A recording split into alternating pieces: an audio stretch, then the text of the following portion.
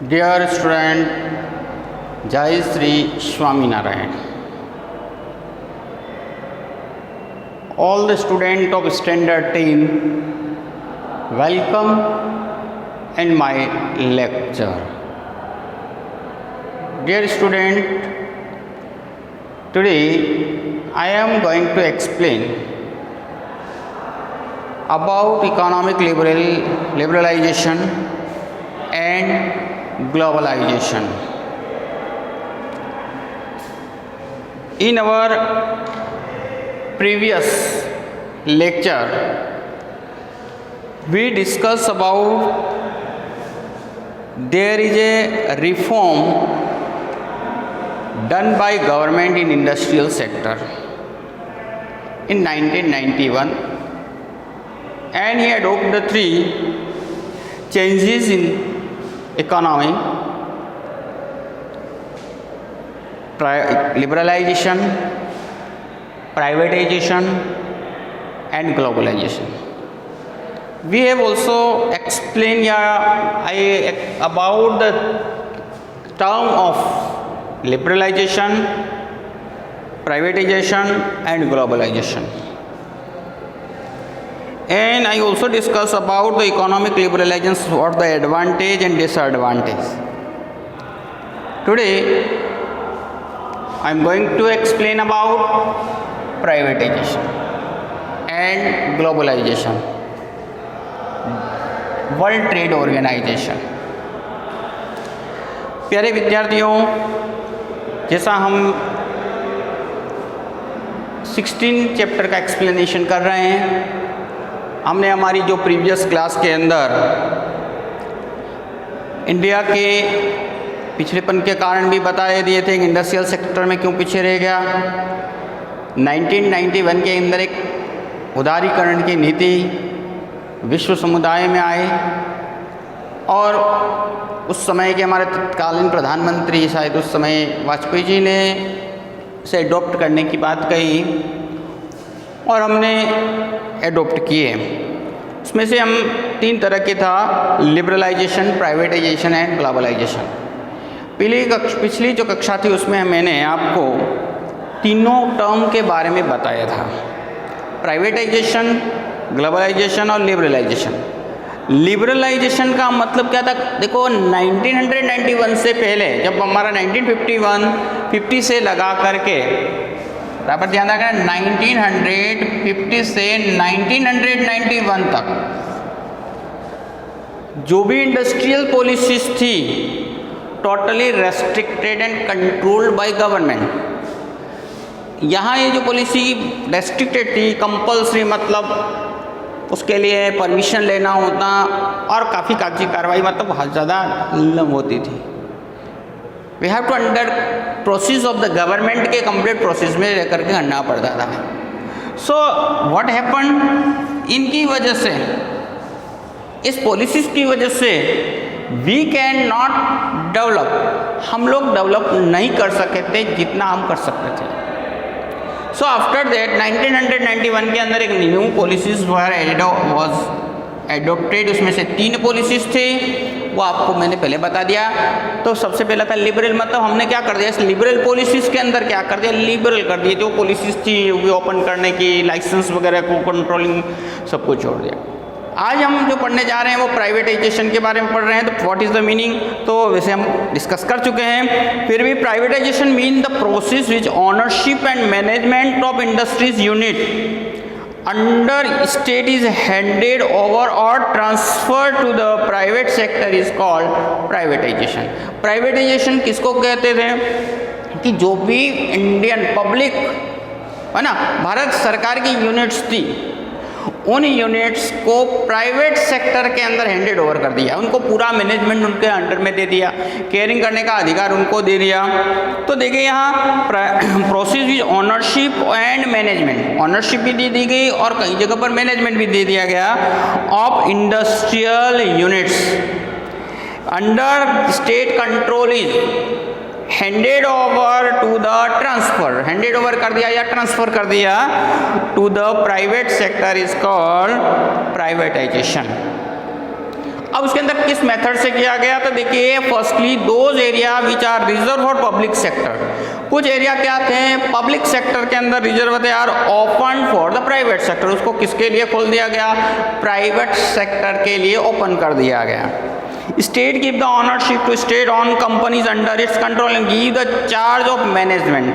पहले तो क्या कर दिया, कुछ इंडस्ट्रीज को उन्होंने उनको दे दिया, लेकिन कई अदर क्या हुआ, चार्ज फॉर मैनेजमेंट, मैनेजमेंट करने के लिए उनको चार्ज दे दिया गया।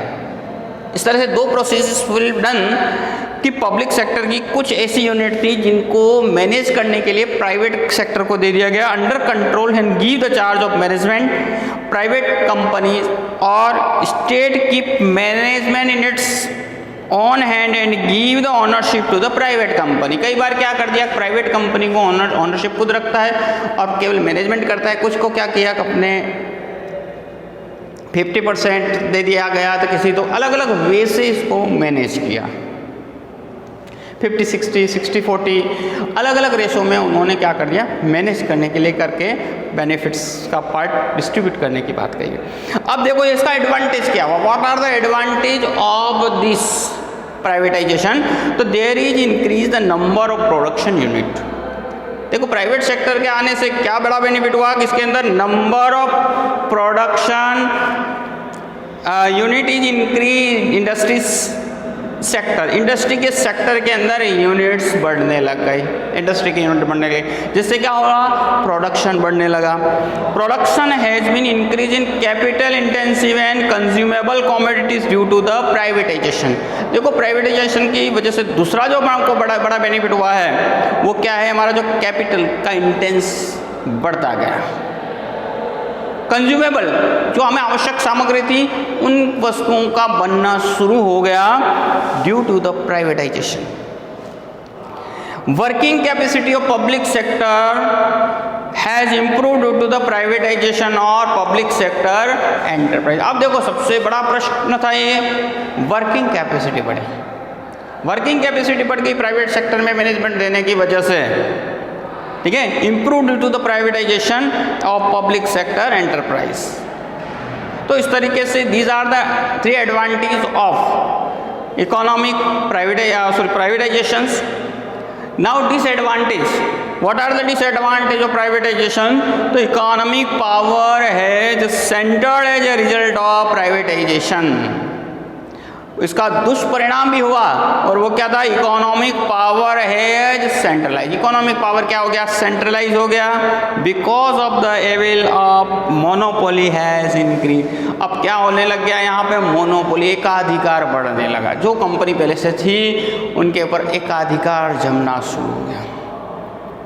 Cottage industries have not developed properly for due to privatisation. जो कॉटेज इंडस्ट्री थी, जो हमारी रीढ़ थी है ना हमारे देश की, उसके ऊपर विशेष ध्यान नहीं दिया गया। Only large industry have been benefited, और इसका बेनिफिट किसको मिला, जो बड़े बड़े इंडस्ट्रीज थी। Prices have not reminded under control due to the privatisation. अब देखो सबसे बड़ी कीमतों में कंट्रोल गवर्नमेंट का रहा नहीं, और let the problem of price rise, जिसकी वजह से यहाँ प्राइस राइज हुआ, ठीक है। The price have not reminded under control of due to the privatisation. Privatisation की वजह से इसका जो कंट्रोल था गवर्नमेंट का वो चला गया, और अब उसकी वजह से यहाँ प्राइस राइज की प्रॉब्लम क्रिएट हुई। तो इस तरीके से अपने प्राइवेटाइजेशन की बात बोली, what is the meaning of privatisation, what are the methods, advantage and disadvantage. Now we next going to read about the globalization. So globalization is the process, है ना, this is the process connecting one country economy with the world economy. एक country की economy को world की अन्य nation की economy के साथ बांधना, बाइंड करना, थ्रेड करना, दैट इज कॉल्ड ग्लोबलाइजेशन। तो यहाँ globalisation is a process of connecting one economy with the world economy, as a result which flow goods, service, technology, labour is easily available the world. अब इससे सबसे बड़ा benefit क्या हुआ कि यहाँ पर विश्व को अनेक प्रकार की वस्तुएं मिलने लग गई, फ्लो ऑफ गुड्स इंक्रीज, है ना, वस्तुओं का फ्लो बढ़ने लगा, सर्विसेज बढ़ने लगी, टेक्नोलॉजी का आदान प्रदान होने लगा, easily available in the world के इस मार्केट में हमको अवेलेबल होने लग गए।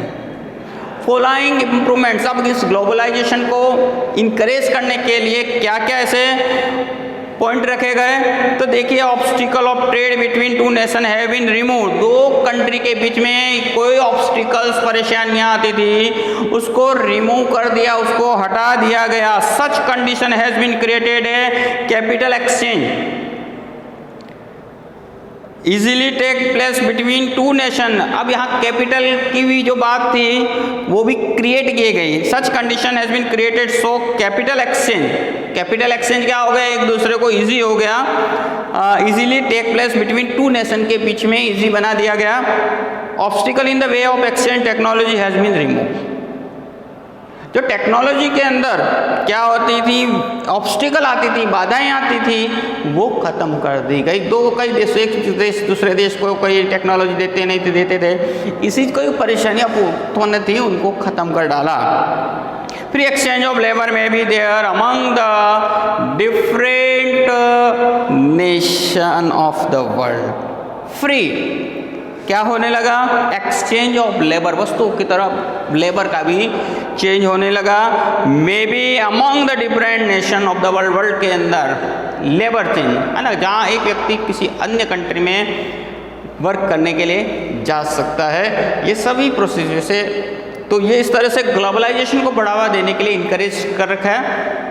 Encourage for the globalisation this following improvements done, इस तरह के कुछ इम्प्रूवमेंट्स किए गए, तो उसमें ऑब्स्टिकल जो भी थे ट्रेड के लिए उनको हटा दिए गए गवर्नमेंट के द्वारा। अब इफेक्ट्स क्या होता है, देखो कोई भी हो उसमें इफेक्ट्स जो है उसका एडवांटेज भी ये होता है and there is also disadvantage. What are the advantage of this, तो foreign direct investment is encourage due to the globalisation, globalisation की वजह से क्या हुआ, फॉरेन का इन्वेस्टमेंट डायरेक्ट होने लग गया। Goods produce in developed countries easily obtain due to the globalisation, जो वस्तुएं डेवलप्ड कंट्री में प्रोड्यूस होती थी वो आसानी से हर कंट्री में मिलने लग गई। Developing countries like India can withstand competition at the international level due to the globalisation, आज भारत क्या होने लगा, withstanding with competition, world के साथ कॉम्पीट करने लगा एंड विद स्टैंड खड़ा होने लगा इन इंटरनेशनल लेवल पे। लेकिन इसके साथ साथ इसके कुछ डिसएडवांटेज थे, क्या थे, expected success has not to finding to problem of poverty and unemployment to globalisation. अब जो हमने सोचा था, जितना एक्सपेक्ट किया था कि इससे इतना प्रोग्रेस होगा, वो नहीं हो पाया, ये ग्लोबलाइजेशन की वजह से संभव नहीं हो पाया। क्या expect the success has not attain in finding the situation solution of the problem to poverty और अनएम्प्लॉयमेंट। अब पॉवर्टी और अनएम्प्लॉयमेंट खत्म होंगे, इस बात पर ध्यान रखा लेगा, लेकिन हमें कोई ऐसा एक्सपेक्टेशन जो हमारा था वो हमें प्राप्त नहीं हुआ। Developing countries have not acquire proper benefits, जो डेवलपिंग कंट्री थे उनको इतना बड़ा बेनिफिट नहीं मिला ऑफ इंक्रीज एक्सपोर्ट, है ना, विच दे शुड हैव एक्वायर, जो उनको मिला था, जो मिलना चाहिए था वो नहीं मिल पाया, क्योंकि जो डेवलप्ड कंट्री थे ऑलरेडी उनके पास पहले से इंडस्ट्रीज थी और उन्हें इतनी तकलीफ नहीं आई, जबकि डेवलपिंग कंट्री के लिए प्रॉब्लम्स थी।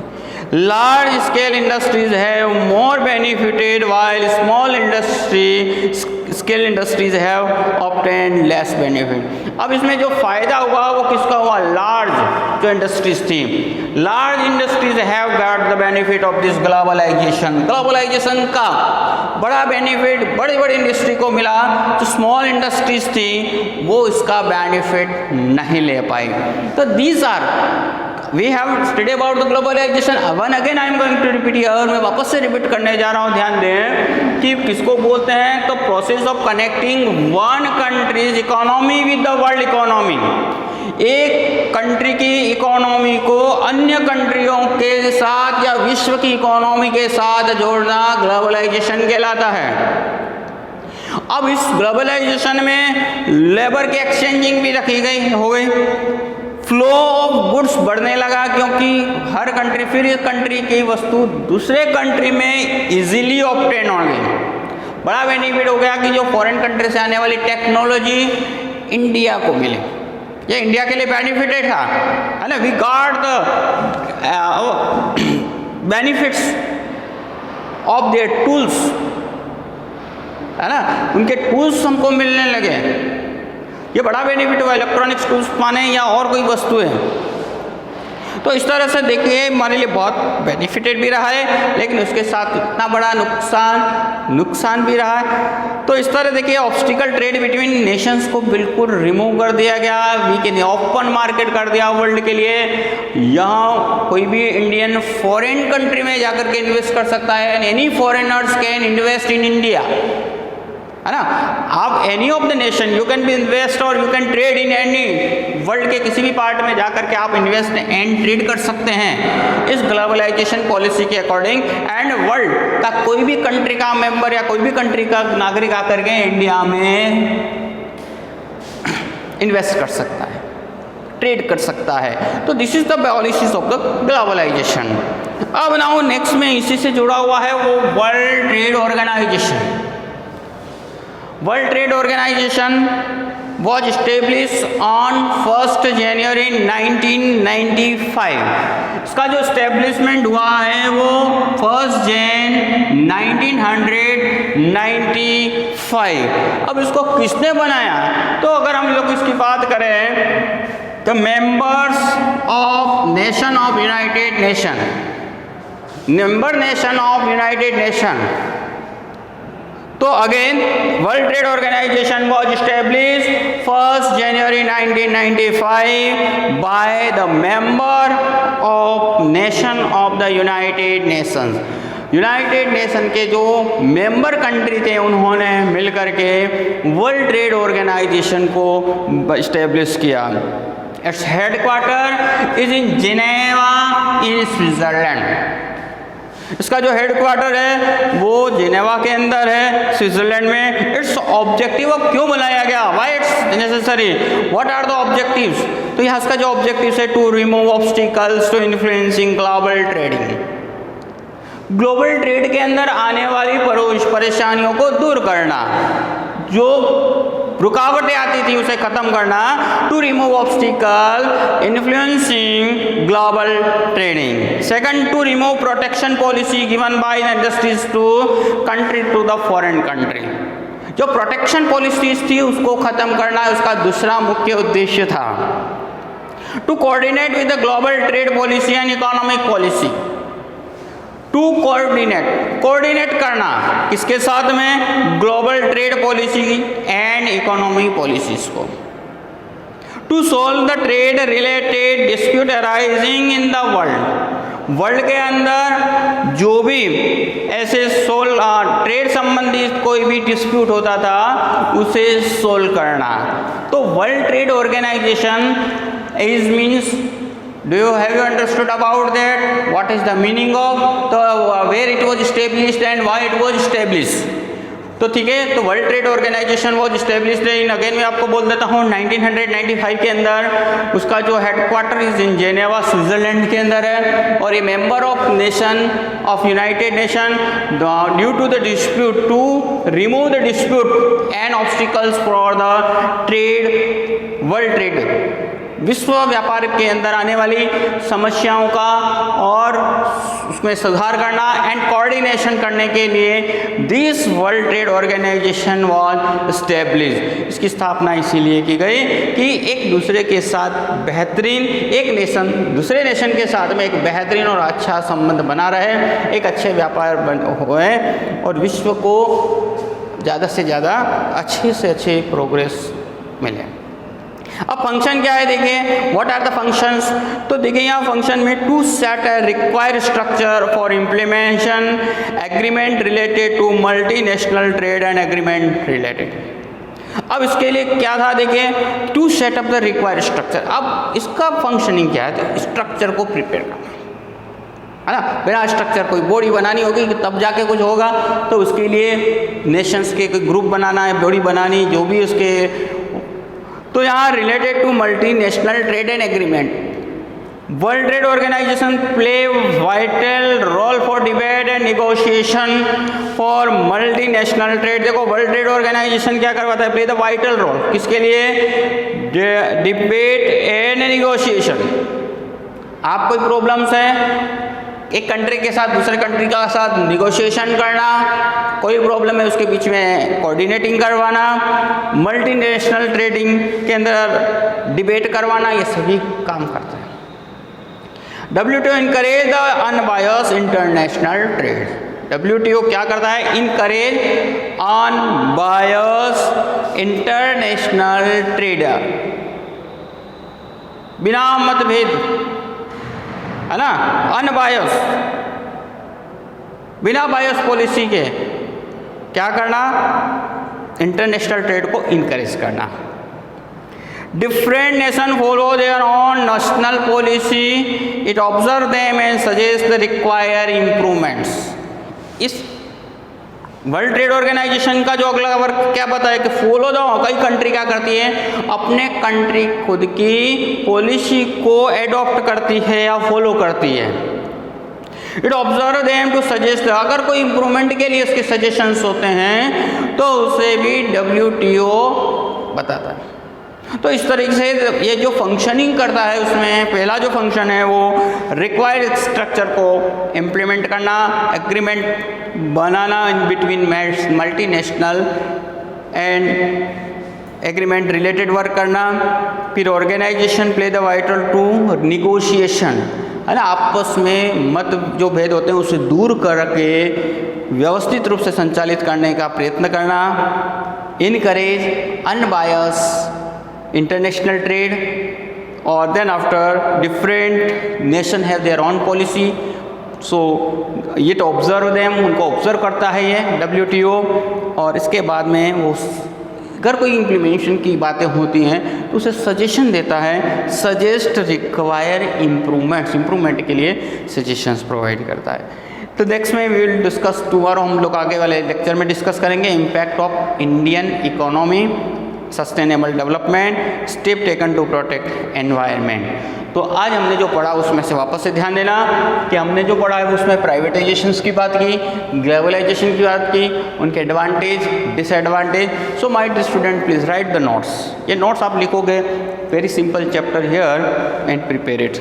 ओके, जय श्री स्वामी नारायण।